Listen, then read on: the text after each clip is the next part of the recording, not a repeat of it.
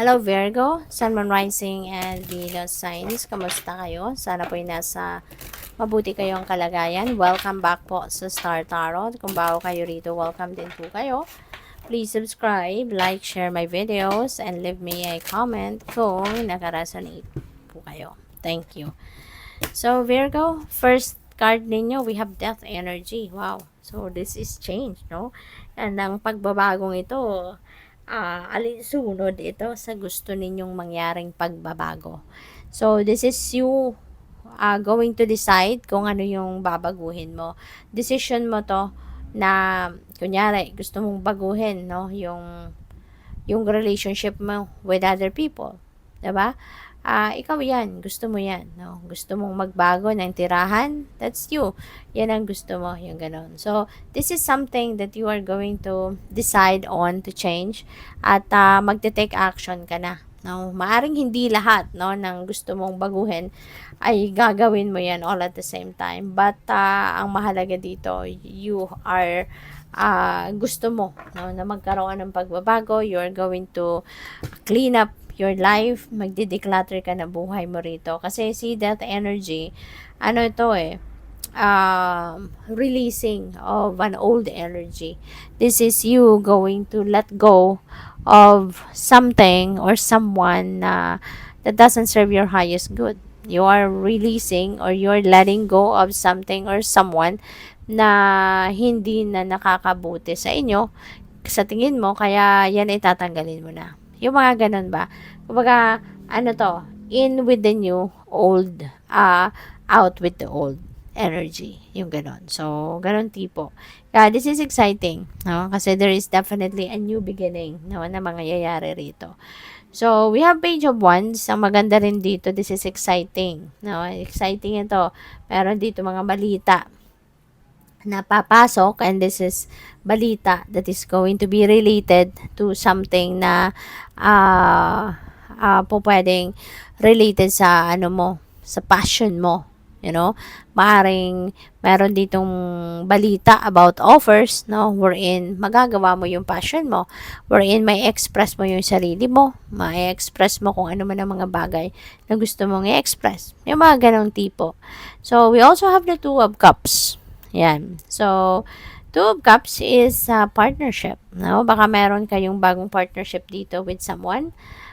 Pwedeng bagong kaibigan ito na dadating, bagong business partner, bagong pwede rin na bagong relationship mo ito, pwedeng ganon, no?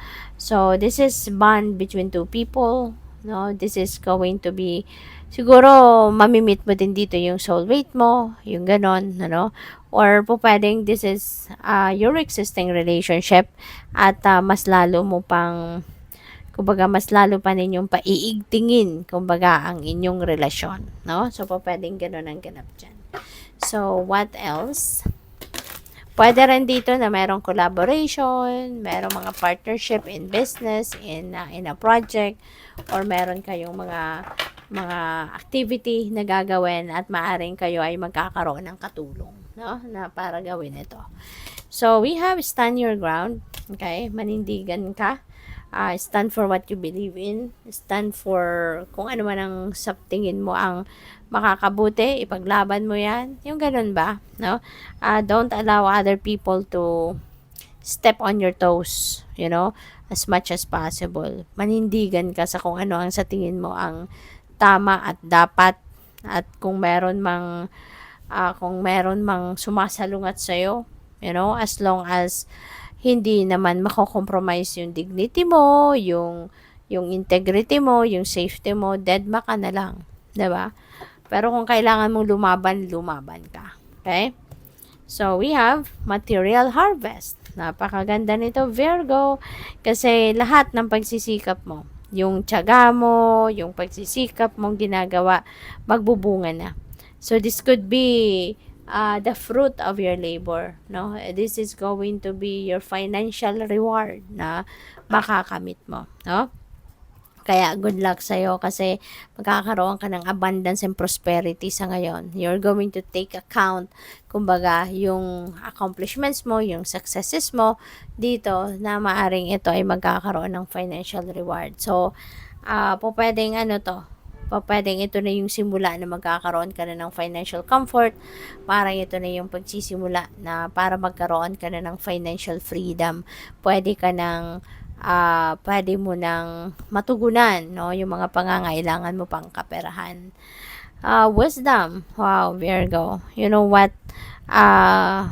Maaring isa kang teacher, no? Pwedeng academic teacher, pwedeng spiritual teacher, and pwedeng ikaw ay isang life coach, may spiritual guide, counselor, mga ganon, na nag-share ka ng inyong wisdom, nag-share ka ng mga life lessons mo that you have learned also in the past, and maaaring nag-share ka sa iba o pwede rin ikaw ang takbuhan, no, ng mga tao sa paligid mo whenever they need advice, whenever they need someone to talk to, maaaring ikaw din ang pinupuntahan, no?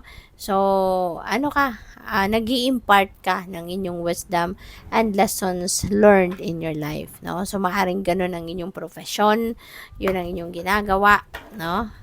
Sa buhay, you are touching, no, other people's lives in your own little way. So, what else? We have manifest success. Wow. So, panahon na to. Virgo, you're very powerful sa ngayon kasi nasa higher energetic frequency ka ngayon, and you are going to soon, manifest success. Magtatagumpay ka talaga. And yung success na yan could be this material success, 'di ba? Kasi ito nga, magkakaroon ka na ng harvest time sa inyong pinagsisikapan, So, good luck. Sabi dito, master your destiny by making use of skills, and you do, You do. You are doing that. Kaya nga ikaw ay siguro maganda rin ang inyong trabaho, maganda kasi ginagawa mo kung ano yung gusto mo, ginagawa mo sa ngayon kung ano yung passion mo, no? And you are making use of your skills and your spiritual gifts and talents. Harness the creative forces to bring about success and achieve your goals. Yes. So what else? We have beautiful souls. You inspire and uplift others. At nga, parang na-mention ko na siya kanina, na with the wisdom energy, diba, you are touching many people's lives in your own little way. No, sa pagbabahagi mo ng inyong kaalaman, sa pagbabahagi mo din ng inyong mga experiences in your life, no? Na napulot mo din sa iyong life journey by sharing that with other people. You are inspiring and uplifting other people's lives, 'di ba? So napakalaki ng mission mong ito na ginagampanan mo sa ngayon, and napakasarap ng pakiramdam, Virgo, kasi maaring ito na yung inyong purpose. Maaring this is your mission in your life sa ngayon. Ito yung purpose mo, na mag-inspire ka ng mga tao at tulungan mong mga tao na ma-uplift, no, yung kanilang pakiramdam, no, yung kanilang pamumuhay, yung mga ganon, sa pamamagitan ng inyong kung ano man, no, in your own little way. So, kudos to you. Kasi, 'di ba, when you are also doing whatever it is that you love to do, 'di ba? Ibig sabihin nito na maybe you are already living your purpose. Kaya maaaring ito talaga yung purpose mo sa buhay. So we have look up, look forward, welcome new developments for positive change. May mga pagbabago na po pwedeng mag-unfold dito sa buhay mo. So, be excited about it, okay? At i-welcome mo kung ano man ang mga pagbabagong ito na dadating. Just embrace it, welcome that. Kasi lahat ng yan, for your best interest. Lahat ng yan, ipapadala ng divine na opportunity para sa'yo is to change the course of your life, pero para sa positibong pagbabago. Positibong epekto ang hatid nito sa buhay mo. So, good luck. Thank you for watching. Love and light. Namaste.